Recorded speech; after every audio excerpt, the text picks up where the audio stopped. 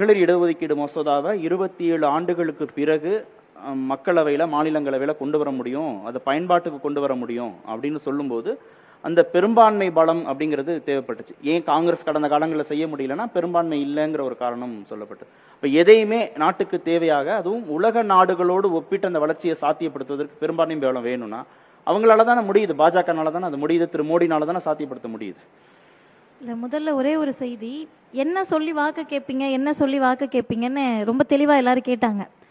திரும்ப திரும்ப எதிர்கட்சிகள், குறிப்பாக தமிழ்நாடு, திரும்ப திரும்ப நாங்கள் சொல்ல வேண்டியது, திமுக என்பது ஒரு மாநில கட்சி, இவ்வளவு பயப்படவே வேண்டாம். திமுக என்பதை ஒரு அனைத்திந்திய கட்சிகளை பற்றி பேசுறப்ப திமுக இதை செஞ்சுச்சுன்னு சொல்லுவோம், திமுக அதை செஞ்சு, பிஜேபி என்ன செஞ்சுச்சுன்னு சொல்ல முடியுமா முடியாதான்றதுதான் கேள்வி. இல்ல, அதுதான் சொல்றேன். பிரதமர் இந்த சுதந்திர தின உரையில பேசினாரு, 9 ஆண்டுகள் சாதனையை சொல்லுவேன் சரி, சொல்ல போறாரு அப்படின்னு நினைச்சோம்னா 9 ஆண்டுகள் நிறைவடைந்தவுடன் சொல்லுவேன் அப்படின்னு சொன்னாரு. 9 ஆண்டுகள் நிறைவடைகிற போது அதை கேட்டுப்போம். இப்ப நீங்க கேட்ட கேள்விக்கு, பிஜேபி என்பது ஒரு பலமான கட்சி, ஒரு மிகப்பெரிய வலிமையான கூட்டணி அப்படின்றதே இங்க கட்டமைக்கப்பட்ட மிகப்பெரிய பொய்.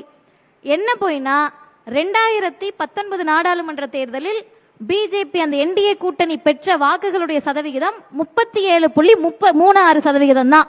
அப்ப அது ஒரு பலமான கூட்டணியாக இங்க பிம்பப்படுத்தப்படுகிறது. ஒரு பெரிய பலூன் மாதிரி காட்டிட்டு இருக்காங்க. அந்த பலூன்ல இப்ப என்னென்ன ஓட்ட விழுந்திருக்குன்னு சொன்னா, மரியாதைக்குரிய ஐயா செல்வி அவர்கள் ரொம்ப இலங்கையை பற்றி துடித்தார். கொஞ்சம் மணிப்பூருக்கு துடிங்க, 2 பெண்கள் நிர்வாணப்படுத்தப்பட்டதுக்கு துடிங்க, அங்க இத்தனை நாளா செத்து மடியக்கூடியவங்க இந்தியாவில தானே இருக்காங்க, அவர்களுக்கு கொஞ்சம் துடிங்க. அதே போல ஒரே ஒரு பொய்யை மீண்டும் மீண்டும் கட்டமைக்கிறாங்க. சிறுபான்மையினர்கள் இங்க ரொம்ப பாதுகாப்பா இருக்காங்க, அவங்களுக்குலாம் ஒரு பிரச்சனையும் இல்லைன்னு. உணவு, மாட்டுக்கறியை வைத்திருந்ததுக்காக ஏதாவது உலக நாடுகள்ல சொந்த மக்களை கொன்றவர்களை பாராட்டியவர்கள் இருக்க முடியுமா? இங்க உத்தரப்பிரதேசத்திலையும் உத்தரகாண்ட்லயும் ஹிமாச்சல் பிரதேசலையும் கர்நாடகாலையும் அதே போல தென்னிந்தியாவை பற்றி பேசினாங்க. தென்னிந்தியாவில் வளர்ந்து கொண்டிருக்கிறோம். இப்பதான் கர்நாடகா தேர்தல் முடிஞ்சிச்சு. பிஜேபி அற்ற தென்னிந்தியா இது. ஒரு இடத்துலயும் பிஜேபி இல்ல. இதெல்லாம் விட எனக்கு என்ன உண்மையாகவே மிகப்பெரிய ஒரு அச்சத்தை கொடுத்துச்சுன்னா, ஊழலற்ற அப்படின்னு 7 லட்சம் கோடி ரூபாய் ஊழல். நான் சொல்லல, திமுக சொல்லல, மத்திய தணிக்கை ஆணையர் சிஏஜி ரிப்போர்ட் சொல்லுது. அந்த 7 லட்சம் கோடி ரூபாய் ஊழலை மக்கள் கிட்ட போய் சொல்லுங்க. என்ன சொல்லணும் அப்படின்னா, 7 லட்சம் கோடி ஊழல் என்று சொன்னால் நீதிமன்றத்தில் சந்திக்க தயாராக அந்த கூட்டணி தயாராக இருக்கிறது. ரொம்ப மகிழ்ச்சி. சிஏஜி அறிக்கையை, தமிழகத்தினுடைய சிஏஜி அறிக்கையை ஒப்பிட்டு பார்க்க தயாராக. ஊழல் பட்டியல் சொன்ன பிறகு நீங்க இது பண்ணலாம். ஏன்னா ஊழல் பட்டியல் சொல்லிடுவேன்ட்டு தான் அவங்க குறுக்கிடுறாங்க. ஊழல் பட்டியல் போட்டு சொல்லலாம். 9 ஆண்டு காலத்திலே எந்த ஊழல் குற்றச்சாட்டையும் சொல்ல முடியாது, சொல்லவில்லை. சிஏஜி அறிக்கையுடைய இம்ப்ளிமெண்ட் தமிழகம் ஊழல் பட்டியல சொல்லிடுறேன். ஊழல் பட்டியல் அப்படின்ன உடனே கொந்தளிக்கிறாங்கல்ல, அது ஏன் அப்படின்னா, வளர்ச்சி வளர்ச்சி வளர்ச்சின்னு சொன்னாங்கல்ல, யார் வளர்ந்திருக்கிறார்கள்? அம்பானி வளர்ந்திருக்காரு, அதானி வளர்ந்திருக்காரு. நாடாளுமன்றத்தில் ஒரு ராகுல் காந்தி அவர் போய் என்ன பண்றாருன்னா, மணிப்பூர் பிரச்சனைக்கு ஏதாவது இந்தியாவில் இதுவரை நம்பிக்கை இல்லா தீர்மானம் கொண்டு வந்து பிரதமரை நாடாளுமன்றத்துக்கு கூட்டிட்டு ஒரு நிமிஷம். ஆமா, வளர்ந்திருக்காங்க, எல்லாரும் வளர்ந்திருக்காங்க, யாரும் மறுக்கல. ஆனா இப்ப என்ன பிரச்சனைன்னு கேட்டா, ஒரு நிமிஷம், நீங்க எல்லாரும் நீங்க ஒவ்வொரு கேள்வியா கேளுங்க. அதான் இப்ப ஜி ஸ்கொயரும் மோடி அப்ப ஒண்ணு ஒத்துக்கிறீங்க.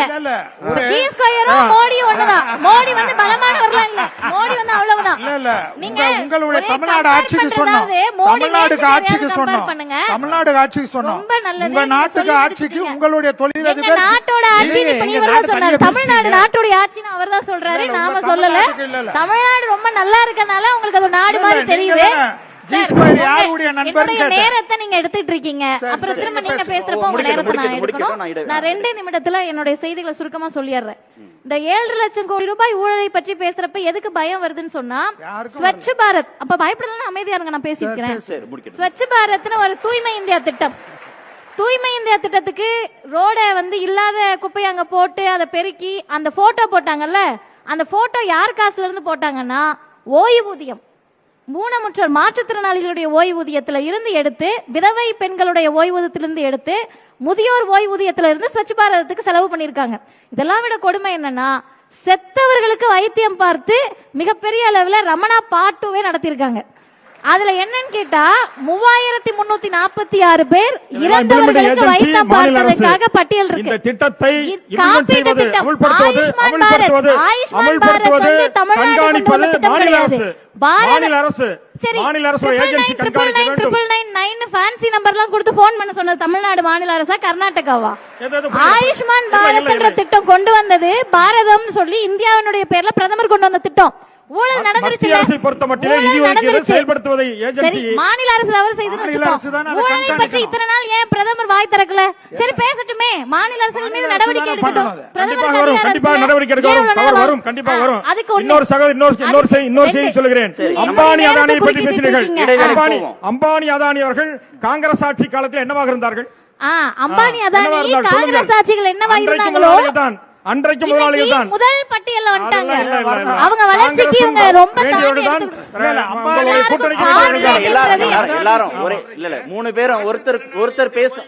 இல்ல, நான் ஒருத்தர் பேசுற பழைய ஓய்வூதிய திட்டத்தை கொண்டு வரேன் சொன்ன திமுகவுடைய இடைவேளைக்கு பிறகு நீங்க பழைய முடிங்க. ஓய்வூதிய இல்ல, திட்டம் அவங்க சீக்கிரம் இல்ல இல்ல மதிய- சார், மதிய- இடைவேளைக்கு போகணும்னா நீங்க முடிச்சிருங்க, நான் இடைவேளைக்கு போறேன். சுருக்கமா முடிச்சிருங்க. சுருக்கமா முடிச்சிடுறேன்.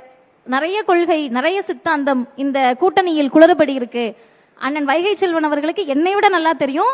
ஏராளமான கொள்கைகள், ஏராளமான சித்தாந்தங்கள், நிறைய கட்சிகள், எல்லா மாநிலங்களுக்குடைய உரிமை சேர்ந்ததுதான் இந்தியா. அந்த இந்தியா கூட்டணி தான் இன்றைக்கு ஒருங்கிணைந்திருக்கிறது.